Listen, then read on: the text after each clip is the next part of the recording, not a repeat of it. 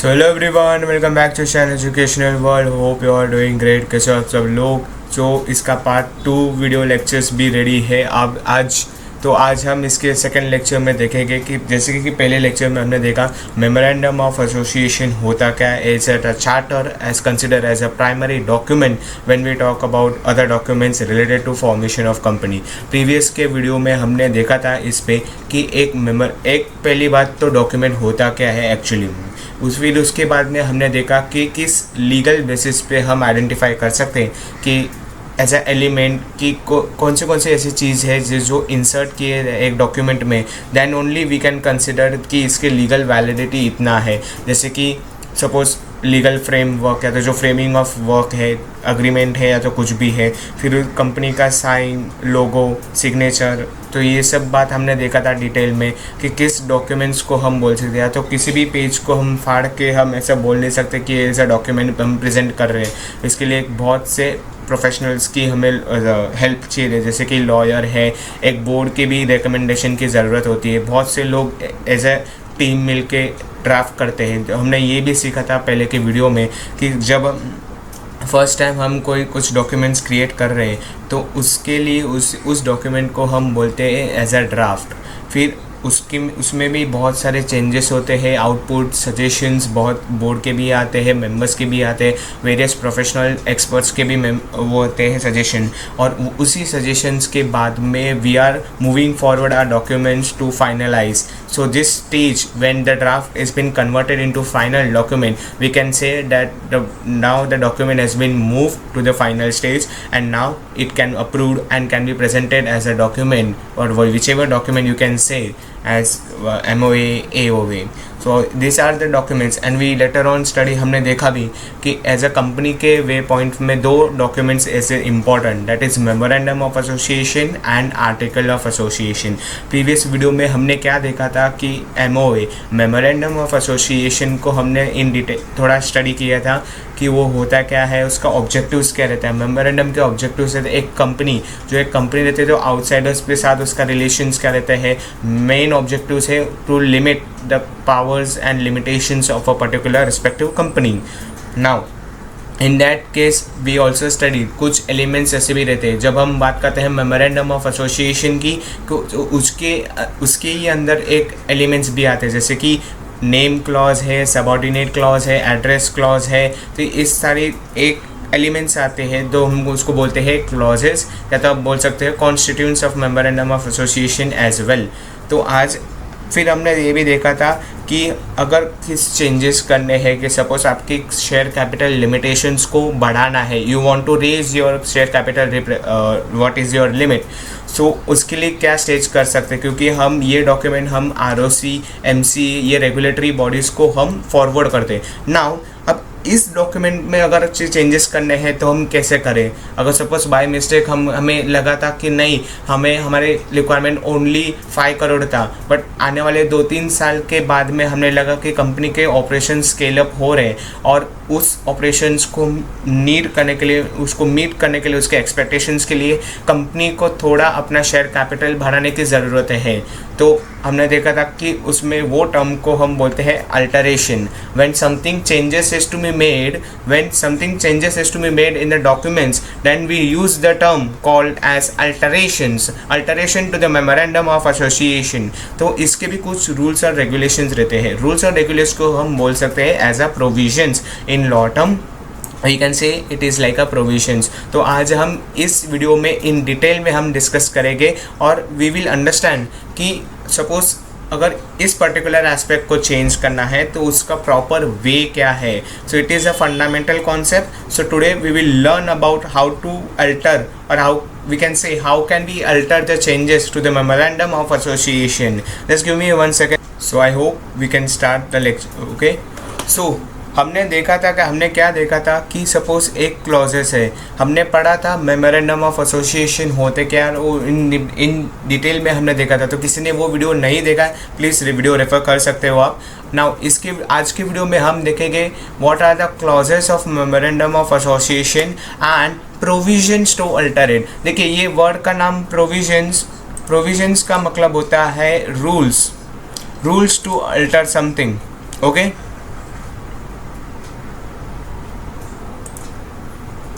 Just give me 1 second. Okay.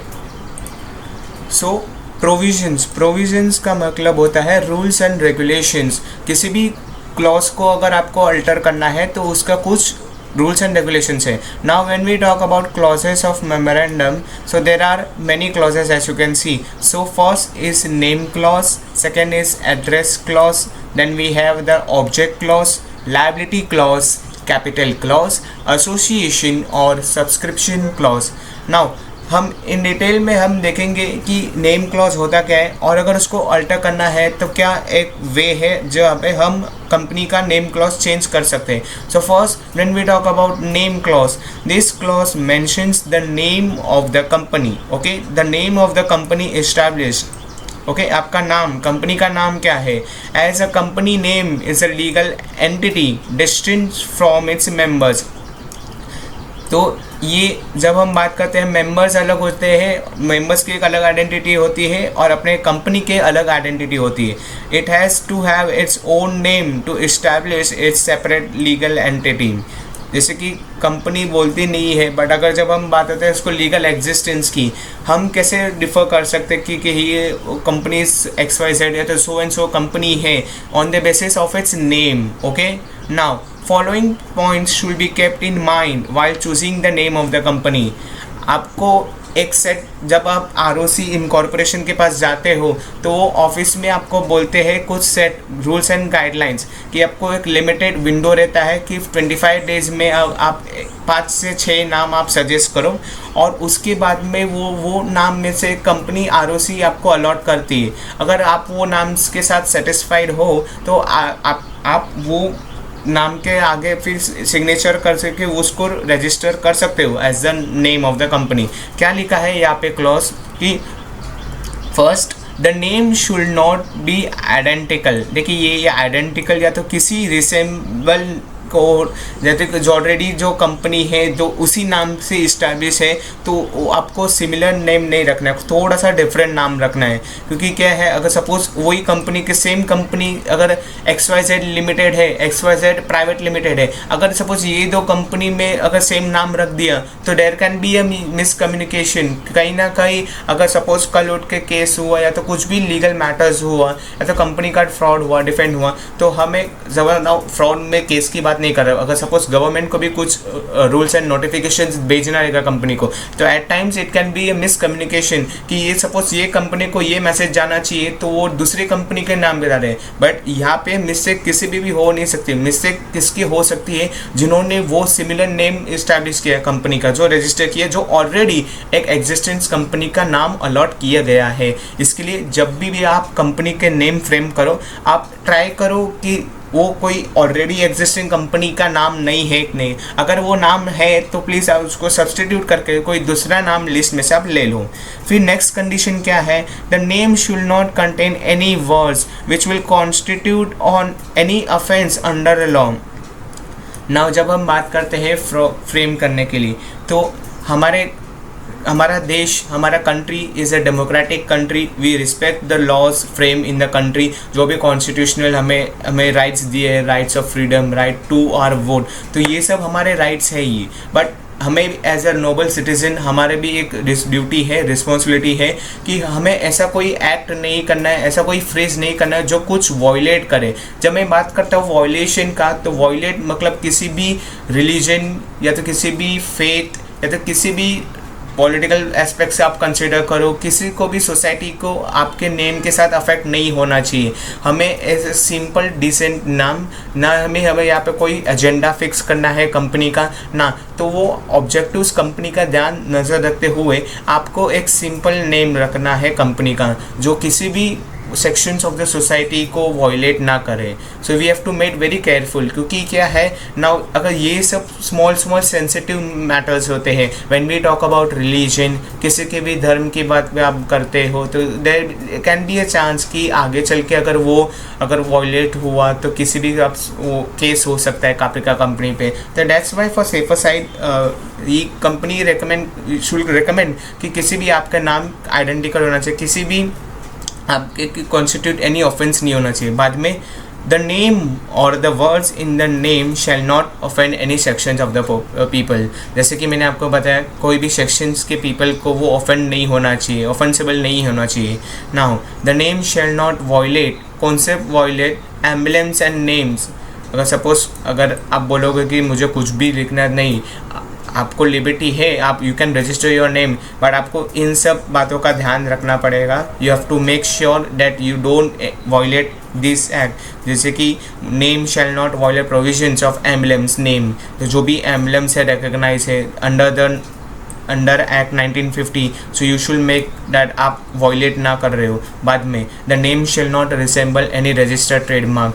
Suppose किसी particular company का registered trademark है and they have the rights taken over, so that company can take you or to the sue the courts because you have use their registered trademark. So you have to make sure very twice thinking that I am violating any of this situation. Okay, next, the name shall not have any words that give impression that company is connected with the support of central or state government or any local authority.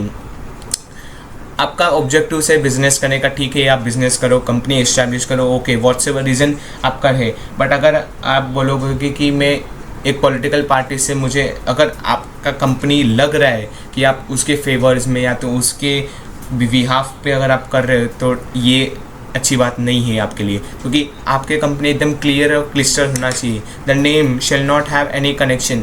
जैसे कि कैसे समझ में आ सकता है, क्योंकि इससे समझ में आता है कि आपको कोई पॉलिटिकल इंक्लिनेशंस है तो वो नहीं हो सकता है. Okay, next. Now in case of public limited company, in case of public limited company limited by shares और द गारंटीड, हमने दो टाइप्स ऑफ कंपनी पहले ही पढ़े हुए हैं. तो the last word should be limited. जैसे कि लास्ट वर्ड उसका आइडेंटिकल रहता है, लिमिटेड रहता है तो एलटीडी रहेगा. बाद में एग्जांपल स्टील लिमिटेड है, टाटा स्टील लिमिटेड, तो ये लिमिटेड ये आइडेंटिफिकेशन है कंपनी का, that the company is a public company. Okay, तो ये लिमिटेड लिखा ना तो पब्लिक कंपनी, पीवीटी लिखा तो प्राइवेट लिमिटेड. सिमिलरली देखिए यहाँ पे भी लिखा है, अगर कंपनी प्राइवेट कंपनी है तो यहाँ पे उसका एंडिंग में प्राइवेट लिमिटेड लगता है. ओपीसी के केस में आप क्या कैसे आइडेंटिफाई करते हो, तो देखिए smart services private limited, private company है, लिमिटेड बाय, तो उसके ब्रैकेट में आप ओपीसी से नेम आप इस्टेब्लिश करते हो. बाद में the companies act states that every company shall paint, क्या बोलता है, क्या shall paint or affix its name and address of its register office outside is place of the business. जैसे कि जब हम बात करते हैं महाराष्ट्र के, जब मैं बात करता हूँ तो जैसे कि महाराष्ट्र में एक रूल्स एंड रेगुलेशंस है कि सपोज़ आपको बिज़नेस करना है, आपको शॉप ओपन करना है, तो कहीं ना कहीं आपको आपका बिज़नेस का नाम लिखना पड़ता है. जैसे कि अभी न्यूली जीएसटी आया है, तो जीएसटी नंबर, GSTIN, तो ये नंबर आपके शॉप के ऊपर वो प्रिंट होना चाहिए कि ये एक रजिस्टर है जीएसटी अथॉरिटी के नंबर में. वैसे ही जब हम बात करते हैं बीएमसी, तो बीएमसी भी एक गुमस्ता पत्र, तो ये परिपत्र लेती है, इट इज़ अ लाइसेंस कि आप या इस जगह पे आप लाइसेंस आप बिजनेस प्रैक्टिस कर रहे हो, तो उसका एक सर्टिफिकेट रहता है जो बीएमसी अलॉट करते हैं. जब हम बात करते हैं महाराष्ट्र में, तो ऐसी अगर कोई रूल्स एंड रेगुलेशंस हैं, तो कंपनीज एक्ट ने बोला है कि अगर आपको बिज़नेस करना है तो आपको एक पेंट करना पड़ेगा अपना नाम, जो भी आप बिज़नेस कर रहे हो, और उसी नेम के नीचे आपका रजिस्टर ऑफिस का एड्रेस, जो उसका प्लेस ऑफ बिजनेस है. बाकी के अगर जो भी स्टेट्स में अगर उनका कोई रिस्पेक्टिव लॉ है तो वैसे ही हमें फॉलो करना पड़ेगा. ओके, नाउ जब हम बात करते हैं अल्टरेशन की, कि सपोज ठीक है अगर हमने नाम लिया, अगर नाम चेंज करना है तो चेंजेस कैसे कर सकते हैं. तो सपोज अ कंपनी में change it's name any time, खुद आप कैसे भी कर सकते हो, खुद से ही कर सकते हो, on its own, on it's conversion from public company. जैसे कि मैंने बात किया कि सपोज अगर जो लिमिट है, अगर आप क्राइटेरिया में दे दो तो मिनिमम 7 मेंबर्स और मैक्सिमम अनलिमिटेड, और सपोज अगर मेंबर्स ऊपर नीचे हो गए तो किसी पब्लिक कंपनी या तो प्राइवेट कंपनी हुआ है, तो प्राइवेट कंपनी के वजह से कोई शेयर्स ऊपर नीचे हो के पब्लिक कंपनी, तो वो आपको वैसे उस सिचुएशन में आपका नेम कन्वर्जन हो सकता है. और अगर सेंट्रल गवर्नमेंट ने अगर आपको नोटिफिकेशन दे दिया कि अगर आप किसी वायलेशन में आ गए हो, या तो आपने किसी सिमिलर अपने रजिस्टर्ड ट्रेडमार्क ने आपने कॉपी कर लिया, तो उस केस में आपको नेम क्लॉज चेंज करना पड़ेगा. बट ये कर कैसे सकते? So name clause can be alter. Alter का मतलब होता है change by passing a special resolution. Special resolution होता क्या है? तो हमने 11th स्टैंडर्ड में पढ़ा था, हम इसका KMB का भी मैं एक कॉन्सेप्ट लेके आऊँगा। तो स्पेशल रिजोल्यूशन क्या रहता है? जो 75% मोर वोट, ये एक स्पेशल केस ऑफ रिजोल्यूशन रहते हैं on special matters. Ordinary resolution, ना हम बात करते हैं रिजोल्यूशन होता क्या है? जब कि बोर्ड ऑफ डायरेक्टर्स की मेंबर होता है, कुछ रूल्स या तो कुछ सजेशन पास करना है बोर्ड को, तो बोर्ड को एक मेजॉरिटी के साथ में चलना पड़ता है। तो अगर कोई ऑर्डिनरी, नाउ सपोज डिविडेंड के केस में डिविडेंड इंक्रीज करना है, तो it can B an ordinary resolution, जहाँ पे उसको खाली उसका लिमिटेशन खाली इतना मिनिमम वोट्स पास हुआ बोर्ड मीटिंग में, तो they can say we can pass the ordinary resolution. पर जब मैं बात करता हूँ स्पेशल रिजोल्यूशन की, तो उसके लिए एक स्पेशल कैटेगरी रहते हैं। नाउ एट टाइम्स अगर इमरजेंसी मीटिंग बुलानी पड़ी, फिनेंशियल कंडीशन लॉस हुआ है, कंपनी के बहुत से लॉसेस हुए, क्रेडिटर्स को पैसे भरने हैं, तो एट टाइम्स बोर्ड ये मीटिंग ले ले। और यहाँ पे जैसे कि नेम क्लॉज में प्रॉब्लम हुआ कि किसी रजिस्टर्ड ट्रेडमार्क को कॉपी किया है कंपनी ने, ना उस केस में शेयर होल्डर्स का परमिट चाहिए तो वो चाहिए। तो इसके लिए ये केस में 3/4 क्या है क्राइटेरिया, 3/4 या तो 75% ऑफ वोट फेवर में होना चाहिए प्रपोजल का, तो आपका नेम आप कर सकते हो चेंज। नाउ नेक्स्ट क्या है? नेक्स्ट एड्रेस क्लॉज, हमारा सेकंड क्लॉज है address clause, register office clause. Address clause का मतलब क्या होता है? आपका कंपनी का ऑफिस रहता है, रजिस्टर ऑफिस रहता है, जहाँ पे नाउ रजिस्टर ऑफिस क्यों इतना इंपॉर्टेंट रहता है? क्योंकि अगर कंपनी या तो कुछ भी गवर्नमेंट बॉडीज़ को आपके साथ करस्पॉन्डेंस करना है, माय वर्ड करस्पॉन्डेंस मीन्स अगर आपके कंपनी किसी गवर्नमेंट के सरकार के साथ आपको वार्तालाप का मतलब होता है आपको लेटर सेंड करना है, आपको अपडेट देना है, कोई नया एक्ट पास हुआ तो GST का जैसे हुआ वैसे अगर कोई नया एक्ट कंपनी गवर्नमेंट पास किया और वो कंपनीज के रिलेटेड में है, तो उसकी इंफॉर्मेशन आपको कैसे मिले कंपनी के पास? तो उसका ही कोई ऑफिस होना चाहिए, तो that's why it is called as a register office. Now the clause states the name of the state, कौन से स्टेट में है आप, in which आपका register office will be in the company, register office of the company will be located। एक jurisdiction रहता है, India में भी बहुत से स्टेट्स हैं, बहुत से रीजन है पर्टिकुलर, तो उसी के कॉन्स्टिट्यूंसी के हिसाब से आपको रजिस्टर करना पड़ेगा ऑफिस विद इन कितना टाइम? 30 डेज। कितना? 30 days of time of its incorporation. Incorporation का मतलब होता है कंपनी फॉर्मेशन के within 30 days within आपको ये इस्टेब्लिश करना पड़ता है। Now register office is must as it establish the domicile मतलब location of a company. Suppose आपकी कंपनी मुंबई में है, तो मुंबई आप कैसे बोल सकते हो? मुंबई महाराष्ट्र। तो मुंबई में कहाँ पे? तो मुंबई में भी बहुत से एरियाज़ है, जैसे कि अंधेरी, मलाड, जोगेश्वरी, वैसे। तो उस पर्टिकुलर लोकेशन में आपको डोमिसाइल हुआ, तो डोमिसाइल में मतलब मुंबई महाराष्ट्र। तो महाराष्ट्र के अगर सपोज किसी भी अगर कंपनी के उस पर कोर्ट फाइल हुआ, तो किसी भी पर्सन कैसे लोकेट करेगा? तो सपोज महाराष्ट्र में कहे तो अपने महाराष्ट्र में भी 3 कोर्ट्स रहते हैं, अपने कोर्ट में बेंचेस। महाराष्ट्र के कोर्ट कैसे जुरिडिक्शन कैसे फॉलो करते हैं? There is a bench system.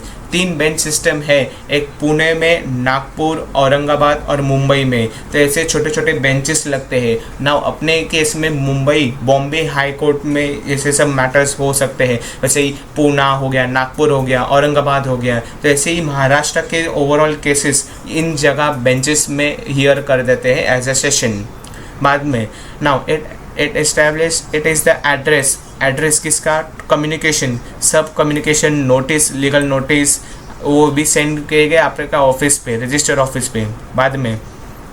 It is also the place where all the statutory books, सब कंपनी का legal records, documents of the company, ITR returns, form 16 जो भी है गवर्नमेंट से रिलेटेड, अगर कुछ गवर्नमेंट ने मांगा तो यहाँ पे ये ऑफिस में आप सब इस्टेब्लिश करके रखते हो। Now next the address clause is also indicates the jurisdiction. मैंने आपको भी बोला कि सपोज किसी भी कोर्ट में फाइल करना है तो हम कहाँ से लोकेट कर रहे हैं कि कहाँ पे वो फाइल करना चाहिए। सपोज अगर कंपनी गुजरात में फॉर्म हुआ है, गुजरात के जामनगर में कंपनी ने इस्टेब्लिश किया है, तो जामनगर के कॉन्स्टिट्यूशन में वहाँ का जुरिडिक्शन, वहाँ का गुजरात अगर जो भी कोर्ट्स वहाँ पे है तो वहाँ पे उसका कोर्ट हियरिंग होगा, वहाँ पे होगा तो वहाँ पे केसेस फाइल होगा। तो कंपनी के एड्रेस क्लॉज के बेसिस पे भी company cases can be filed okay against each other. तो ये पॉइंट वेरी इंपॉर्टेंट होता है। अगर अल्टरेशन करने की ज़रूरत कभी हुआ, अगर कंपनी का मर्जर्स हुआ, एक्विजिशन, देखिए मर्जर्स मतलब अगर टेक ओवर हुआ, किसी दूसरी कंपनी ने टेक ले लिया या तो आपके subsidiary company, holding company, whatever case में, सो यहाँ पे अगर कंपनी में change is register office form, अगर suppose one place to another place within same city or a town. अगर आप सब एग्जांपल लो, अगर महाराष्ट्र में ही अगर कंपनी एक है और सपोज उसने ऑफिस उनका शिफ्ट करके मुंबई से शिफ्ट करके पुणे में कर दिया, तो वो उस केस में उसका एड्रेस क्लॉज चेंज हो सकता है। बाद में अगर वन टाउन और सिटी अगर किसी दूसरे ही टाउन में किया with in the same state, तो वहाँ पे भी उसका एड्रेस क्लॉज चेंज हो सकता है। या तो अगर आप टाउन शिफ्ट हो रहे हो या तो एक सिटी से दूसरे सिटी में जा रहे हो, स्टेट आपका सेम ही है बट आप सिटी चेंज कर रहे हो, तो वो हो सकता है। सी क्लॉज में क्या है, one state to another state. Now अगर आप सपोज महाराष्ट्र से आप कन्वर्ट करके गुजरात जा रहे हो या तो गुजरात से कन्वर्ट करके आप बैंगलोर, आपका आईटी कंपनी है, तो उस केस में नाउ यहाँ पे लिखा है in both these cases, B के केस में और सी के केस में आपको एक स्पेशल रिजोल्यूशन फॉर्म करने की ज़रूरत पड़ती है बाईपास जनरल मीटिंग। देखिए इसके लिए मैं बोलता हूँ प्रोविजंस में हर एक अल्टरेशन के आपको गाइडेंस दिए जाते हैं कंपनीज एक्ट 2013 में। यहाँ पे आपको किसी भी स्पेशल रिजोल्यूशन की ज़रूरत नहीं पड़ी। क्यों नहीं पड़ी? क्योंकि आप तो सेम सिटी में या तो सेम प्लेस में ही हो। आप सपोज महाराष्ट्र का आप कंसिडर कर रहे हो तो आप मुंबई से शिफ्ट होके आप पुणे जा रहे हो तो वहाँ पे इतना प्रॉब्लम नहीं है। बट जब आप बात करते हो अगर आप सिटी टाउन स्विच ओवर कर रहे हो, अगर आप एक स्टेट से आप राजस्थान से स्टेट से अगर महाराष्ट्र में आ रहे हो तो वहाँ पे कुछ ना कुछ रूल्स में चेंजेस हो सकता है, तो इसके लिए एक स्पेशल रिजोल्यूशन की ज़रूरत पड़ती है। नाउ जब मैं बात करता हूँ सी के केस में आपको अप्रूवल रहना ज़रूरी है। किसका अप्रूवल आपको चाहिए? एक regional director is required. Suppose अगर आप राजस्थान से अगर आपके कंपनी यहाँ पे महाराष्ट्र में शिफ्ट हो रही है तो उसके एड्रेस के लिए आपको मे बी रीजनल डायरेक्टर जो भी महाराष्ट्र स्टेट के हैं आपको वहाँ पे अपॉइंटमेंट लेके उनसे कुछ परमिट या तो उनके जो लॉ है प्रिस्क्राइब वो आपको फॉलो करके आपको कराना पड़ेगा। ट्रू किसके लिए? आपके एड्रेस क्लॉज में चेंजेस करने के लिए। नेक्स्ट ओके, ये सेशन थोड़ा लेंदी हो सकता है क्योंकि हम लोग इन डिटेल में हम देख रहे हैं प्रोविजंस को हम कैसे अल्टर कर रहे हैं। ओके नाउ नेक्स्ट हमारा नेक्स्ट क्लॉज है ऑब्जेक्ट क्लॉज। ऑब्जेक्ट क्लॉज क्या है कि it defines the objects for which a company is form. It defines the object. बाद में it indicates the range of activities a company can undertake. Company किस limitations, किस limit आप वो उसको एक्सटेंड कर सकते हो। Now this clause states in detail the main objective for which a company is to be incorporated. आपका suppose आप मोबाइल मैन्युफैक्चरर्स हो, आपके कंपनी का एम है मोबाइल प्रोड्यूस करना, तो इसके लिए आप कंपनी खोलना चाहते हो। देखिए मैं हिंदी में बोल रहा हूँ खोलना चाह रहा हूँ को आप कंपनी करो, बट इसका इंग्लिश में वोकैबुलरी क्या है? Vocabulary is very important. देखिए for which the company is to be incorporated. Company का मतलब एक कंपनी एक लीगल एंटिटी, इनकॉर्पोरेट मतलब कंपनी को फॉर्म करना। इनकॉर्पोरेशन के स्टेजेस में हमने देखा था प्री इनकॉर्पोरेशन, सो वो सब स्टेजेस और वो कॉन्सेप्ट्स को लेके हम कुछ भी कॉन्सेप्ट पीछे छोड़ नहीं रहे हैं। जहाँ पे बहुत से कॉन्सेप्ट्स आए जैसे टाइप्स ऑफ कंपनी, तो वही सब बेसिक फंडामेंटल्स हम आगे लेके चल रहे हैं। Okay next it's also describe any other activity.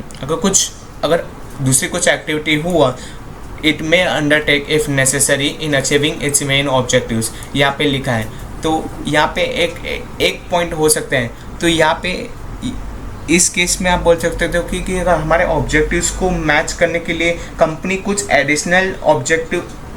Additional activities, ना वो आपके माइंड में होगा कि एडिशनल एक्टिविटीज़ क्या हो सकता है, जैसे कि टर्नओवर में सेल्स इंक्रीज करना या तो किसी कंपनी के साथ पार्टनरशिप करके उसका मर्जर्स और एक्विजिशन करना। तो इसके लिए तो इसका मेन ऑब्जेक्टिव इसके थोड़ा साइड रह के आप एक्विजिशन ऐसे कर सकते हो। बट देखिए, objectives of company must not be, illegal नहीं होना चाहिए आपके ऑब्जेक्ट्स, इमोरल और अगेंस्ट द पब्लिक पॉलिसी नहीं होना चाहिए। आप जो भी कर रहे हो वो किसी कॉन्ट्रावेंशन और किसी वॉयलेशन में आके आप नहीं कर सकते हो। Okay, now a company cannot do anything beyond or outside the scope of its objects. It cannot do anything which is incidental and consequential. ये एक लॉ टर्म्स है। क्या है ये लॉ टर्म? इंसिडेंशियल। इंसिडेंशियल का मतलब होता है means related to the main activity. ऐसा कुछ भी नहीं करते तो आपके मेन एक्टिविटी से रिलेटेड न हो। कॉन्सिक्वेंशियल, कॉन्सिक्वेंशियल का मतलब क्या?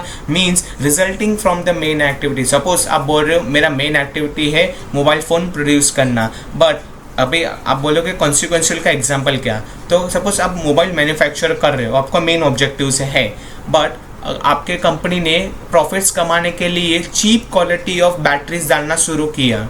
वो कंपनी ने स्टार्ट किया to insert a cheap quality battery in the mobile phones which results in बहुत लोगों के हैंड में हेल्थ इश्यूज़ आने लगे, उनको पब्लिकली उनको डायग्नोस होना कर, रेडिएशंस उन पर बढ़ते लगे। जब हम बात करते हैं मोबाइल में, तो मोबाइल में आप भारी रेडिएशंस डाल रहे हो, आपके सॉफ्टवेयर को अपडेट करने के लिए आप कर रहे हो, तो आपका मेन ऑब्जेक्टिव्स तो है कि आपको मोबाइल मैन्युफैक्चर करना है, बट उसके साथ में ही आप कॉन्सिक्वेंशियल भी हो रहे हो कि आप बात दूसरों को भी आप बात बोल सकते हो, आप दूसरों को भी उसका इफेक्ट आपको करना पड़ा है, तो वो नहीं आप नहीं कर सकते कि आपका ऑब्जेक्टिव दो इट इज़ टू कि आपको मोबाइल मैन्युफैक्चर करना है, but this is not the way कि आप कुछ भी क्वालिटी प्रोडक्ट बेच के आप किसी आपका प्रॉफिट्स करोगे। This is mean as now. इसी कॉन्सेप्ट को हम क्या बोल सकते हैं? अगर ये कॉन्सेप्ट अगर आप ऑब्जर्व करो कंपनी में, तो any act done by company beyond the scopes of this objects, अगर आपके ऑब्जेक्टिव्स के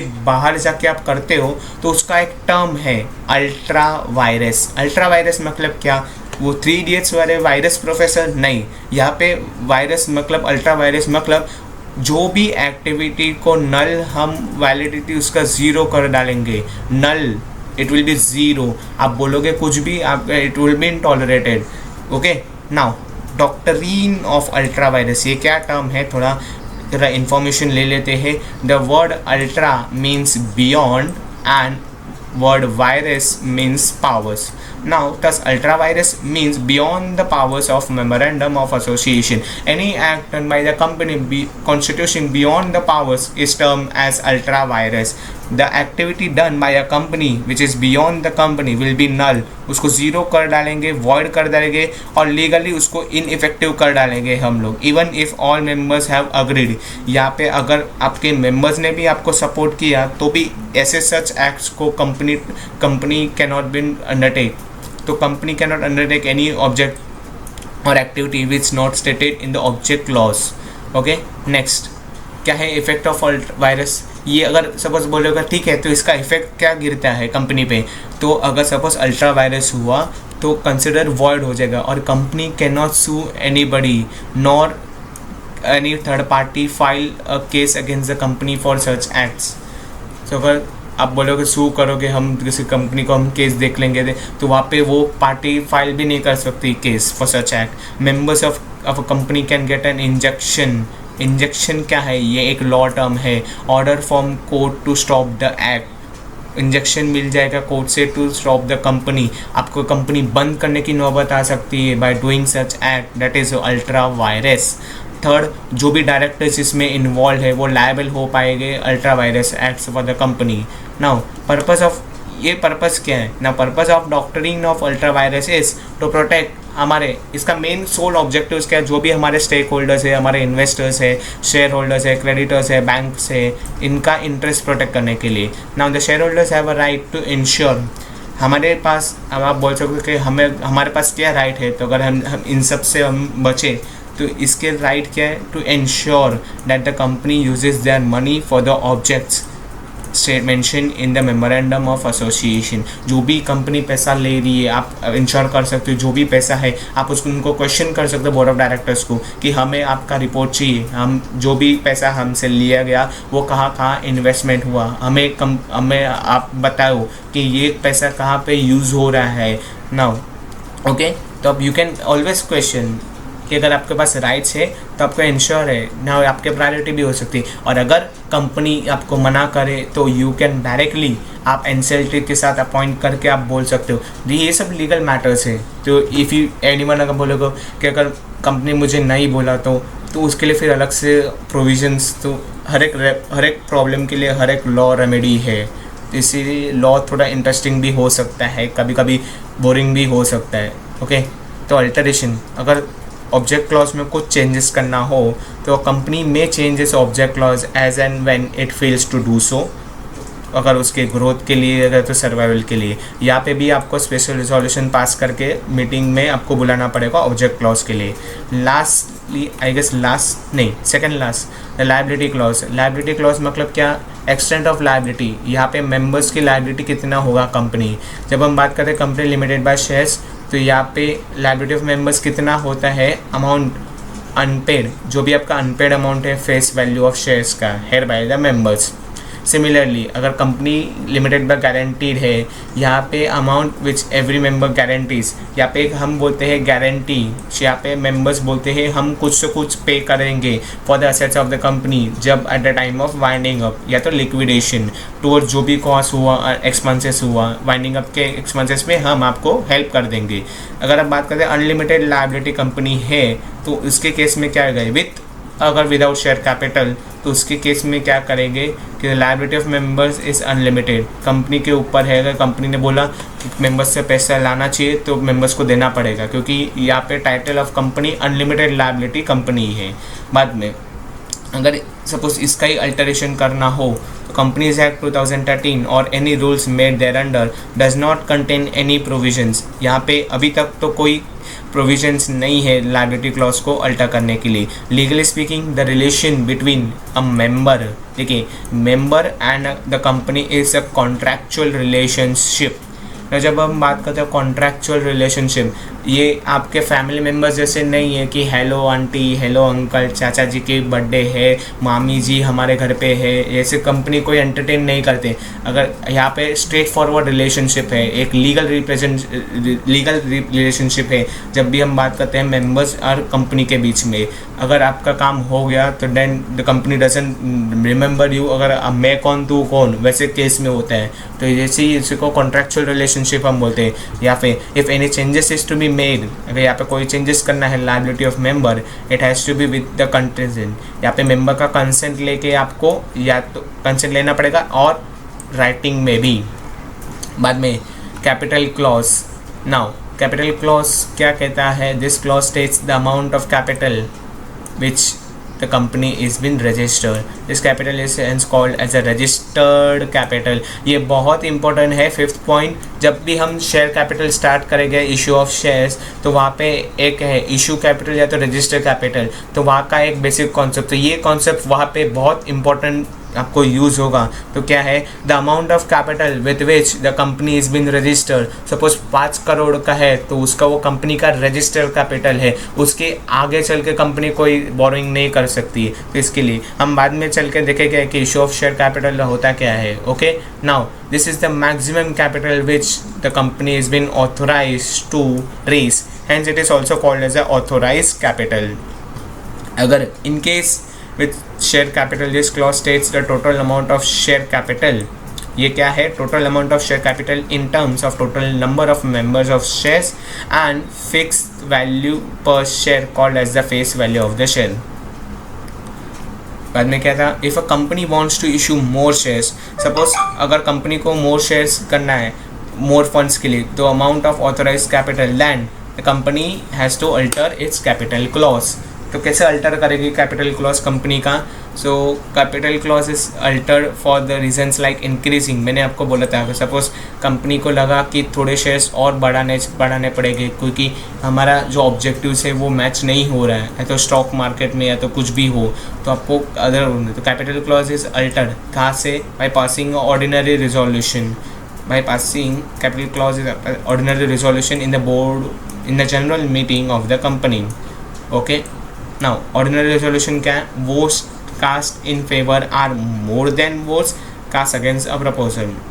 बाद में लास्टली एसोसिएशन और subscription clause. This is the last clause of memorandum of association. क्या कहता है ये clause? And it is place at the end, ये एकदम लास्ट में रखते हैं।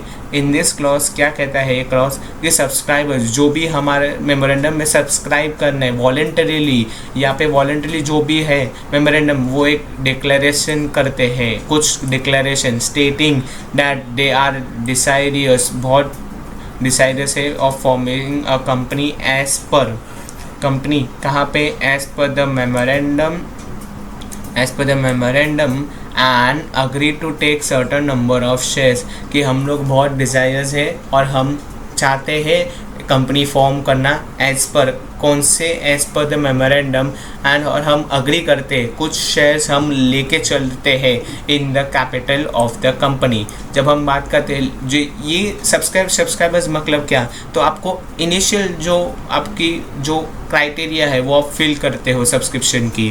फिर जब हम बात करते हैं memorandum must be sign by at least 7 subscribers. 7 subscribers मतलब कहीं ना कहीं यहाँ पे मेंबर्स जो हमारे इनिशियल प्रमोटर्स हो भी सकते हैं, या तो डायरेक्टर्स, या तो जो भी हमारे पर्सन जो इनिशिएट्स करते हैं, 7 सब्सक्राइबर्स हो सकते हैं पब्लिक कंपनी के लिए, जो मिनिमम है। यहाँ पे प्राइवेट कंपनी के लिए एटलीस्ट 2 सब्सक्राइबर्स, तो वो कंपनी एटलीस्ट रजिस्टर कंपनी के टाइटल में आए कि हाँ प्राइवेट कंपनी है। फिर आगे जाके प्राइवेट कंपनी में वो वर्ड चेंज होके इनकॉर्पोरेशन स्टेज से जब वो पास होती है, तो फिर वो नेम क्लॉज के साथ में जब हम प्राइवेट कंपनी नहीं बोलती है, तो सपोज XYZ प्राइवेट कंपनी, तो वो एक फॉर्मेशन, वो एक ट्रांजिशन होता है कंपनी में। Each subscribers has to put his name, जो भी सब्सक्राइबर्स सब्सक्राइब करना चाहते हैं उसका नाम, उसका एड्रेस, वो क्या ऑक्यूपेशन में एंगेज है, प्रेजेंस ऑफ एटलीस्ट 1 विटनेस, वो एक 1 विटनेस एटलीस्ट होना चाहिए। Who shell put his detail, कि उसकी विटनेस और उसकी गवाही, अगर सपोज कल उठ के कुछ भी केस हुआ तो कहीं ना कहीं यहाँ पे आपको लीगल विटनेस होना चाहिए, कि सपोज कल उठ के कोर्ट ने बोला आप सब्सक्राइबर्स थे, वो बोला नहीं मैं नहीं था सब्सक्राइबर्स, मुझे तो इंटरेस्ट भी नहीं था कंपनी में। अगर सपोज ये कभी होता है कि जब लोग ट्विस्ट कर लेते हैं कि जो भी अगर उनको मालूम पड़ा कि कंपनी फ्रॉड में हुआ और हम उसके इनिशियल हमारे सब्सक्राइबर्स थे, तो एट टाइम्स पे वो विटनेस काम आता है कि हाँ भाई साहब हाँ आपने बोला था और आपके साथ में भी एक साइन सिग्नेचर दिया। तो आई होप ये कॉन्सेप्ट सबको बहुत ही क्लियर हुआ है। आई नो कि वीडियो बहुत लेंदी हो गया, बट ये कॉन्सेप्चुअल क्लैरिटी है। यहाँ पे अगर आप वीडियो देखते भी हो, भले आप 10-15 मिनट्स यहाँ पे स्पेंड करो, तो कुछ ना कुछ आप नॉलेजेबल, आप एलिजिबल और कुछ वैल्यूएबल यहाँ पे टेक अवे आप लेके जाओगे मेरे चैनल से। तो अगर आपको वीडियो अच्छा लगा लाइक शेयर करिए, कमेंट कीजिए और subscribe to our educational Instagram का हैंडल। मोर ऐसे ही वीडियोज़ आपके लिए लाते रहूँगा कॉन्सेप्चुअल क्लैरिटी के साथ में। ईजी गोइंग, हम आस्ते आस्ते हम स्टेबलाइज करते हुए हम इसको नेक्स्ट लेवल पे लेके जाएंगे। Thank you, keep supporting, bye bye, thank you.